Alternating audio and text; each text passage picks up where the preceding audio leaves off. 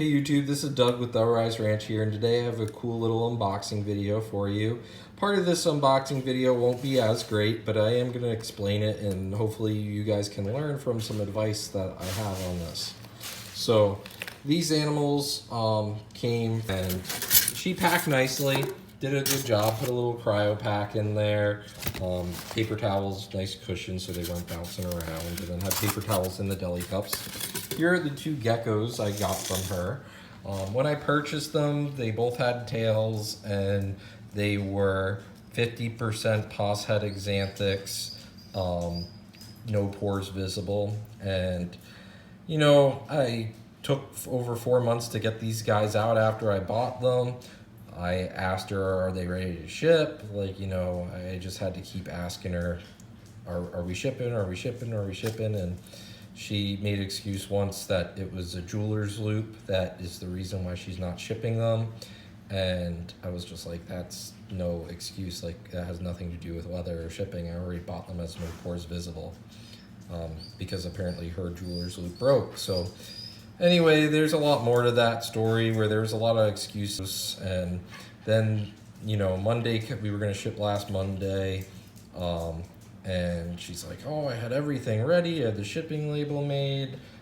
She never sent me the shipping label picture or anything like that. So I don't really believe that. Hold up, sorry. Puppies, get that out of your mouth. Thank you. What is this, a button? Sorry, puppies.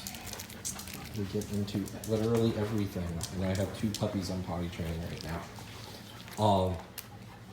So anyways, we were gonna ship them out Monday.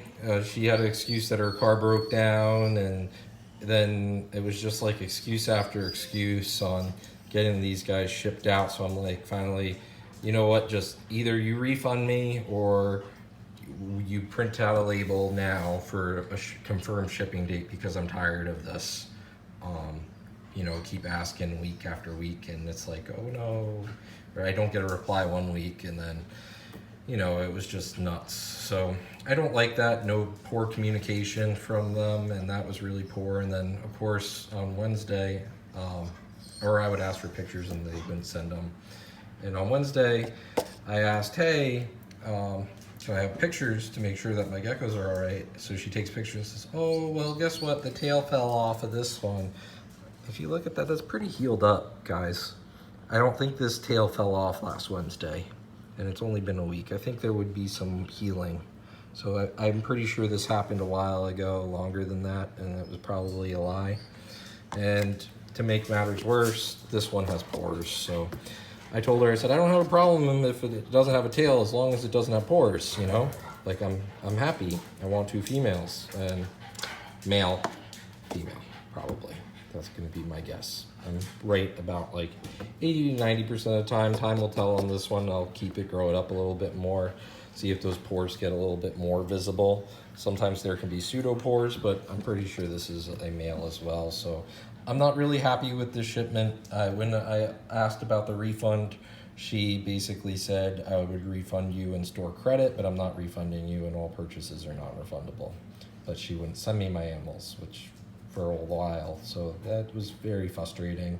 So make sure that you guys read on Morph Market the people's store policies. Don't buy from someone who doesn't offer you a cash refund if stuff goes south, especially if their communication's poor and then you have mishaps and stuff. It's just, I don't know. I really don't understand how people lose tails on crested geckos. I mean, this one's not even that crazy when I handle her. I've never lost a tail on any of my babies, so I know it happens, but it seemed like this happened a while ago, probably because she was housing these two together, and this one's a male. So not really happy with these. So moral of the story, you know, even though there's good reviews, read the store policy. If you have someone who doesn't offer you refunds on your animals if stuff goes south when you purchase them, don't buy from them. A good breeder will refund you your money because they want you to have a good experience, so they don't want a bad experience with a customer. It would be easier just to refund them so you don't have to deal with the person again. So I always offer full refunds if someone bought an animal and, you know, shit happens, I'll refund them, just because I don't want to deal with it. So just make sure you read your terms and conditions. That's my moral of the story, guys. And sometimes you do. You get a poured baby. And I know no pores visible isn't a guarantee because it's only a person's opinion. But just be careful. So moral of that story. I am disappointed with those guys. Been upset about the whole shipment.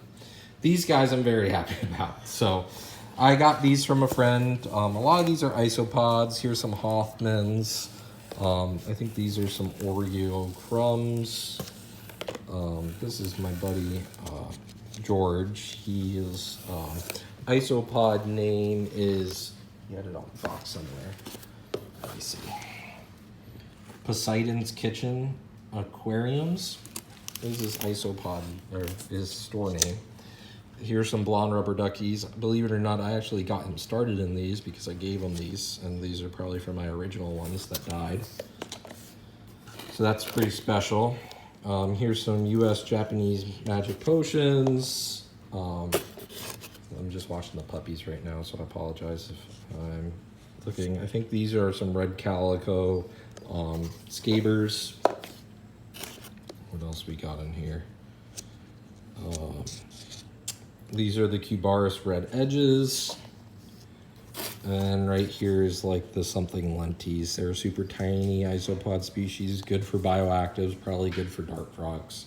I wanted to start with those. Next up is a bunch of Pictus geckos that did not come from him. He picked them up for me at a reptile show in Minnesota because I knew a vendor posted something about having some geckos up there. So these are actually from Rick at Creative Coralifs. Hopefully I'm saying that right, Rick. I apologize. So these are 4 females that I got from Rick.